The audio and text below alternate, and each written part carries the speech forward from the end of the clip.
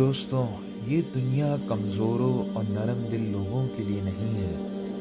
انسان کا کمزور ہونا یا بن جانا آپ کو زندگی کے چیلنجز میں ناکام کر دیتا ہے۔ نرم دل لوگ مشکل وقت سہ نہیں سکتے، لوگوں کے آگے آپ کی عزت نفس کو کچل دیتی ہے۔ زندگی میں بہت ہی کم لوگ آپ کو مضبوط، آپ کے لیے بہتر سوچنے والے ملیں گے بغیر کسی فائدے کے۔ اپنی زندگی کا مقصد بنا کر اس پر چٹان کی طرح کھڑے رہیں۔ محنت کرنا، آہستہ ہی صحیح مگر مضبوط ہو کر کھڑے رہنا، یہ ایک کامیابی کی سب سے بڑی شروعات ہے۔